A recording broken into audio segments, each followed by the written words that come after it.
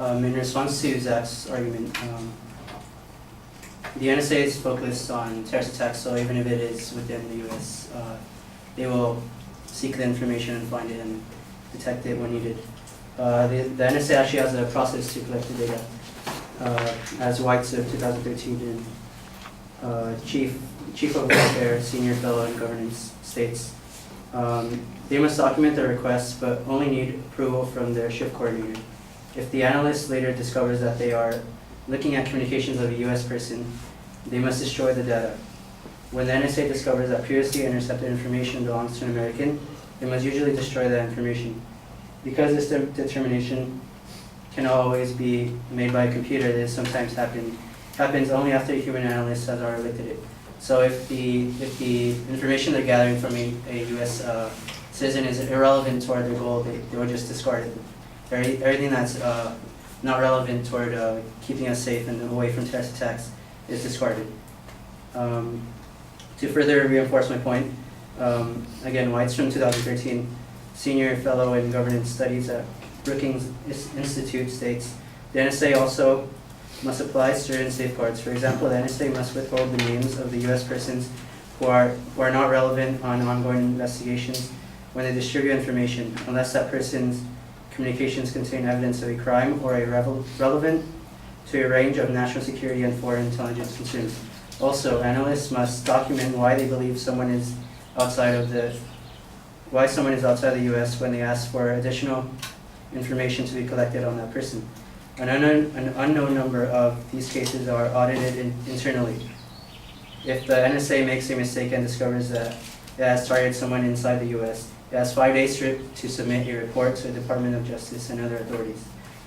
The NSA has actually had a few successes in detecting possible threats, such as General Keith Alexander, the NSA's director, states, what we are talking about is future terrorist attacks, Alexander said, discussing a number of planned attacks that the NSA foiled over the last 10 years. It is worth considering what would have happened in the world if those attacks, 42 of those 54 were terrorist plots, if they were successfully executed. What would that mean to our civil liberties and privacy?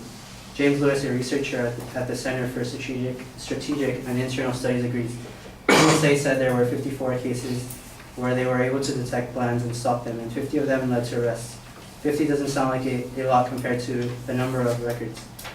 But would you have preferred to have 50 more Boston bombings? Another piece of evidence of what the NSA has done, according to Elliot Justin, claim on attacks thwarted by NSA spreads despite lack of evidence. A case involving David Coleman Heatley, the Chicago man who helped plan the 2008 Mumbai terrorist attack. Intelligence officials have said that NSA surveillance helped thwart a subsequent plot involving Headley to attack a Danish newspaper. A public examination of the episode concluded that it was a tip from British intelligence that helped them, along with NSA, with the help of NSA. Another piece of evidence justifying NSA's activity, again from Elliot, claim on attacks thwarted.